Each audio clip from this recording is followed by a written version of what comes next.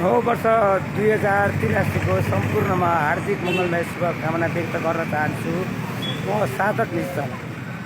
आज नयाँ वर्ष 2083 साल मङ्गलबारको दिन चाहिँ म आफ्नो स्थायी घर ठेगानामा रहेको बालाजु 22 तारा परिसरमा छु। स्वदेश तथा विदेशमा रहनुभएका सम्पूर्ण महानुभावहरूलाई बालाजु 22 ताराबाट चाहिँ नयाँ वर्ष 2083 को हार्दिक मङ्गलमय शुभकामना व्यक्त गर्न चाहन्छु। म साधक निश्चल। बालाजु 22 तारा परिसर, बालाजु 22 तारा पार्क पनि भनेर हामी चिन्दैछौँ भने बालाजु 22 तारा पार्कको सेरोफेरो हजुरहरूले देखाउँदैछु म।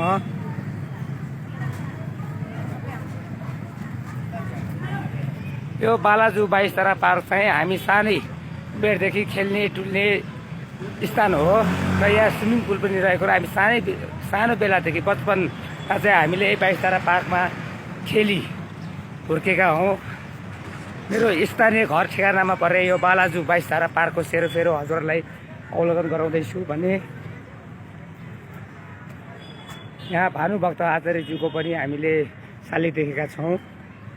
साह्रै नै रमाइलो यस 22 तारा पार्कबाट आजको नयाँ वर्ष 2083 को सुरुवात म गर्दैछु।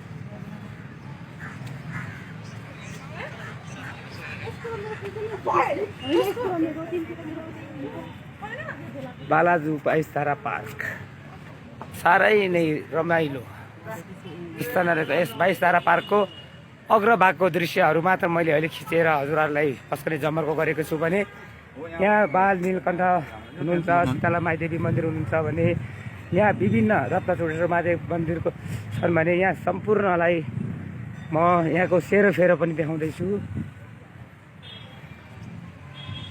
बालाजु 22 तारा पार्क देख्दै हुनुहुन्छ। आज नयाँ वर्षको दिनमा चाहिँ आएर खुसियाली मनाउने क्रममा टाढा टाढाका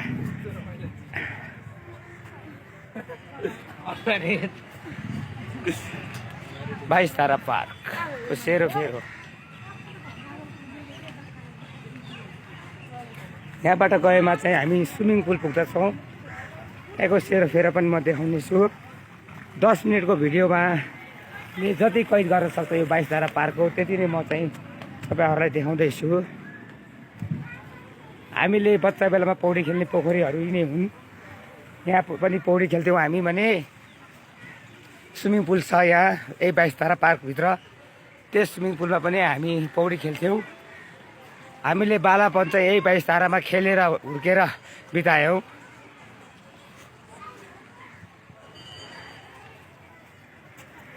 साह्रै नै रमाइलो स्थल 22 तारा पार्कको सेरोफेरोको दृश्य हेर्दै हुनुहुन्छ हजुरहरू पनि। आजको नयाँ वर्षको नयाँ दिनको सुरुवात 22 तारा पार्कबाट।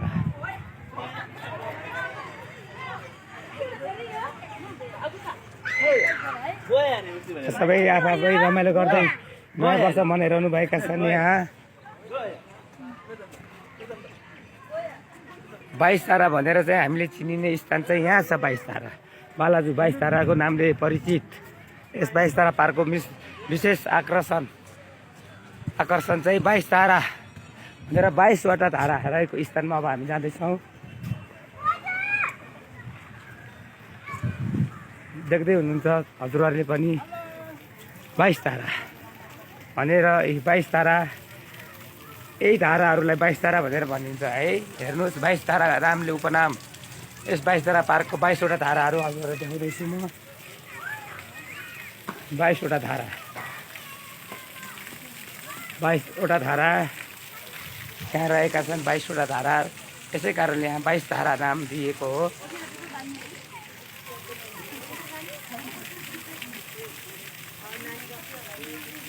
सबैजना आज नयाँ वर्ष मनाउनको लागि पूजा अर्चना गर्नको लागि पनि यस 22 तारामा आइपुगेका छन्। सबै आफ्नै तरिकाले नयाँ वर्ष मनाउँदै हुनुहुन्छ। देख्दै हुनुहुन्छ।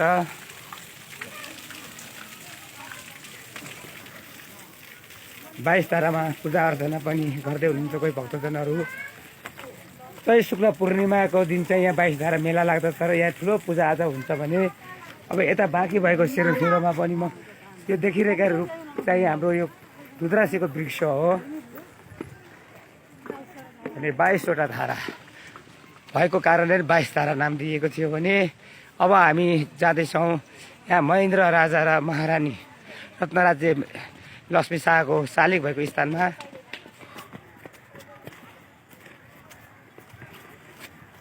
अब यताबाट हामी आयौँ सम्पूर्ण घुमेर अघिल्लो भाग घुमेर यहाँ चाहिँ राजा महेन्द्रको शालिग रहेको छ र महारानी रत्नराज्य लक्ष्मीको होइन सरी महारानीको नाम चाहिँ मैले भुलेँ है। महेन्द्र र उहाँबाट महारानी भनौँ या रत्नराज्य लक्ष्मी भनौँ को हुनुहुन्छ उहाँको चाहिँ शालिग रहेको छ। राजा महेन्द्र तथा रानीको चाहिँ शालिग रहेको यो स्थान हो भने यो निलो घरभित्र चाहिँ स्विमिङ पुल एरिया रहेछ भने यो माथि चाहिँ पिकनिक स्थल रहेको छ यो माथि भने अब अन्य सेरोफेरो पनि म देखाउँदैछु हजुरहरूलाई। साह्रै रमणीय स्थल 22 धारा।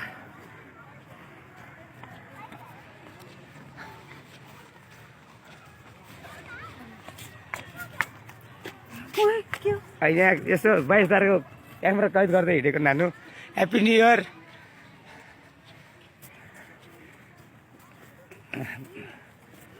सबै आज नयाँ वर्ष मनाउनु हुने मानवहरू खुसी याली साथ आफ्नो तरिकाले नयाँ वर्ष मनाउँदै हुनुहुन्छ भने म पनि हजुरलाई यो 22 धारा क्षेत्रको अवलोकन गराउँदैछु।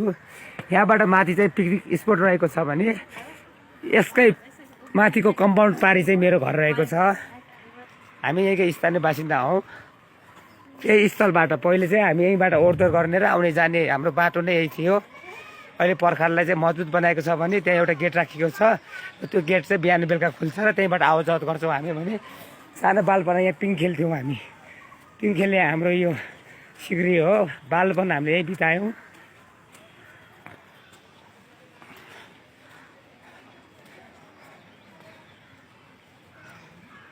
अब हामीले देखिरहेका छौँ रुद्राक्षको वृक्ष।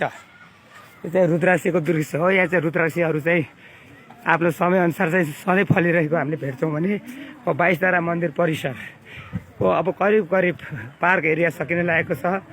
यहाँ 22 धारामा देख्दै हुनुहुन्छ सम्पूर्ण भक्तजनहरू र आन्तरिक पर्यटकहरू चाहिँ रमाइलो गर्दै हुनुहुन्छ 22 धारामा।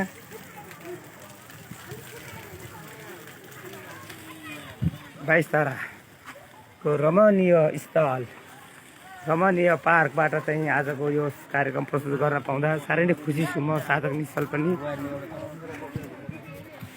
अब हामी चाहिँ अन्य मन्दिर क्षेत्रतर्फ लाग्दैछौँ।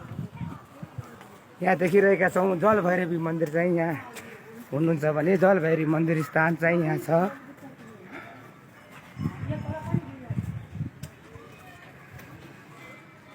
यहाँ जलभैरवी विराजमान हुनुहुन्छ।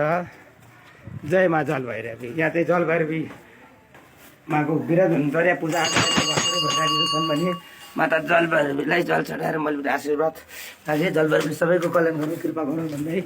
अब यहाँ विभिन्न मठ मन्दिर रहेका छन्। टाढा देख्दैछौँ शीतला माईको मन्दिर, सम्पूर्ण भगवान्को मन्दिर, नारायण भगवान्को मन्दिर चाहिँ त्यसतर्फ रहेको छ भने त्यतिको सेरोफेरोको अवलोकन जति भ्याउँछु म चाहिँ देखाउने छु। र यहाँ रथको लागि आजको रथको लागि पनि गणेश रथ कुन कलिङचोक कडेचोल भगवतीको पनि आज रथ यात्रा हुँदैछ भने सम्पूर्णको कहाँबाट नुवाकोटबाट ल्याएको कडेचोल भगवतीको चाहिँ रथ यात्रा पनि हुँदैछ आज नुवाकोटबाट। ए हो चेमा बाउ कडेलचोक भगवती नुवाकोबाट आउनुभएको उहाँको चाहिँ आज रथ यात्रा रहेको छ। सबैले दर्शन गरी आशीर्वाद प्राप्त गर्नु होला। यहाँ श्री गणेशको पनि विराजमान रहेको मन्दिर हामीले देख्दैछौँ 22 धारा एरियाभित्र सम्पूर्ण प्रापूर्व कालदेखि हो भने अब केही समयमा मसँग 30 सेकेन्ड बाँकी छ र यो 22 धारा सेरोफेरो देखाउँदै म चाहिँ अलिक छिटोभन्दा छिटो अन्य मन्दिर परिसरको चाहिँ सेरोफेरो देखाउने सम्पर्क गर्दैछु भ्याएसम्म भन्दै। अब अन्य मूल मन्दिरहरू चाहिँ माता शीतला आमाको मन्दिर यो रहेको छ भने शिव मन्दिर, गणेश मन्दिर, श्रीकृष्ण मन्दिर, भैरव मन्दिर, राम मन्दिर, कृष्ण मन्दिर र बाल नीलकण्ठको मन्दिर परिसरमा हामी आइपुगेका छौँ। यति भन्दै आजको नव वर्ष 2083